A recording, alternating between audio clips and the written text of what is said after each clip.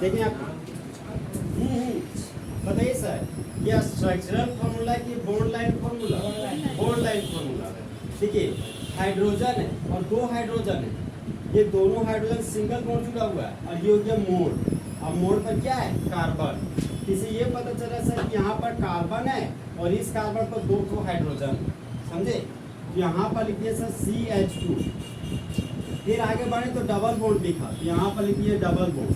फिर इस मोड पर कार्बन है, यहाँ पर लिखिए सर कार्बन, और इस कार्बन पर लगा हुआ है CH3। इस कार्बन पर से देखिए हम लगा दिए CH3। यहाँ पे देखिए फिर सिंगल बॉन्ड है, यहाँ लगा दिए सिंगल बॉन्ड। फिर आगे बढ़े ये मोड मिला, तो मोड के पास क्या होता है? कार्बन। यहाँ पर लिखिए सर कार्बन।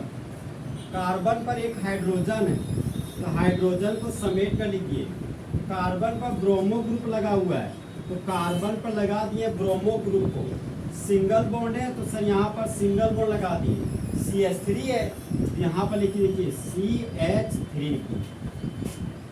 वही CH3 है, ये CH3 इस फॉर्म में लिखा, हम CH3 को इस फॉर्म में लिखे। दोनों फॉर्म सही है, समझे? क्या बोल सुना है बस? Yes sir. अब बताइए सर, ये स्ट्रक्चर फॉर्मूला किनका किनका से है? तो सेम टू सेम इसी तरह, मेरा सेम टू सेम सर। हाँ इसी तरह। मेरा थोड़ा अलग आ गया। अगर H3 यहाँ भी आएगा कोई दिक्कत नहीं, तो सर यूपी एकदम सही आना चाहिए, ठीक है? आप लोग का आया जी? अब बताइए principal chain how many carbon? 4 बोल रहे हैं। Yes sir.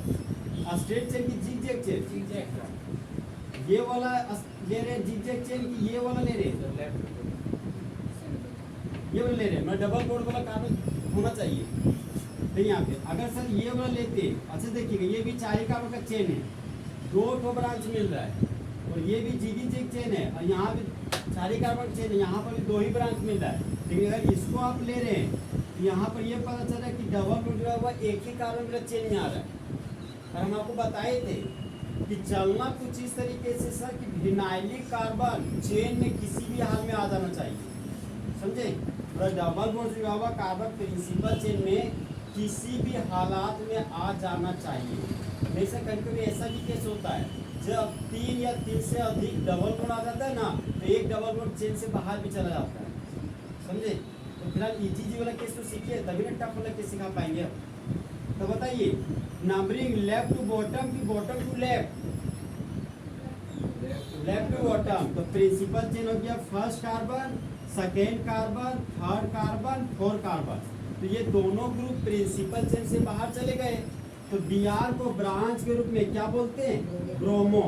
और CH3 को ब्रांच के रूप में मेथाइल। तो यहाँ पर लिखिए सर मेथाइल। बताइए यूपेक ने लिखने का 5 कंपोनेंट था। पहला कंपोनेंट कौन था? Secondary prefix. दूसरा कंपोनेंट प्राइमरी प्रीफिक्स। फिर तीसरा कंपोनेंट रूट वर्ड।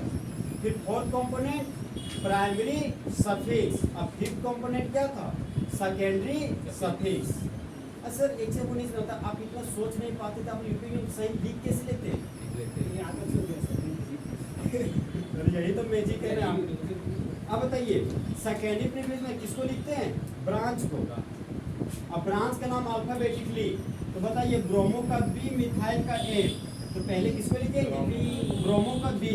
बताइए हीरी ब्रोमो। फिर आगे बताइए 2 मिथाइल। बताइए प्राइमरी प्रीफिक्स ओपन चेन की close chain? Open chain. Cyclo prefix use करेंगे कि नहीं? फिर बताइए 4 कार्बन के लिए रूट वर्ड ब्यूट। यहाँ पर 4 कार्बन के लिए रूट वर्ड लिख दिए ब्यूट। फिर प्राइमरी सफिक्स है, लिंकेज लिखना है। 1 पे क्या है? इन। सिर्फ और सिर्फ बुक में कभी इन ही लिखा रहता है, लेकिन हम बताए थे पोजीशन नंबर यूज कीजिएगा, ठीक है? यहाँ पर लिख देते सर 1 इन। नंबर अल्फाबेट है hyphen hyphen hyphen, alphabet number hyphen, number alphabet hyphen. तो इस कंपाउंड का यूपेक नेम हो गया 3 ब्रोमो 2 मिथाइल ब्यूट 1 इन। ये यूपेक नेम किनका किनका सही आया? पहले ये आया सही, सो बोलिए ये सही आ गया ना? ये सही आ गया मतलब सही है। स्ट्रक्चर मेरा दूसरा दिशा बना। अच्छा हम चेक कर लेते हैं, आते क्वेश्चन नंबर 2 है ना, क्वेश्चन नंबर 3 लिख रहे हैं। क्वेश्चन नंबर 3 आपका CH3, फिर है सिंगल बॉन्ड, फिर यहाँ पे हाइड्रोजन, फिर है आपका डबल बॉन्ड, फिर यहाँ पर लगा हुआ है CH3, फिर नीचे में बॉन्ड है और इस बॉन्ड पर हाइड्रोजन लगा हुआ है, ब्रोमो ग्रुप लगा हुआ है और इस मोड़ पर एक CH3 लगा हुआ है। इसका बताइए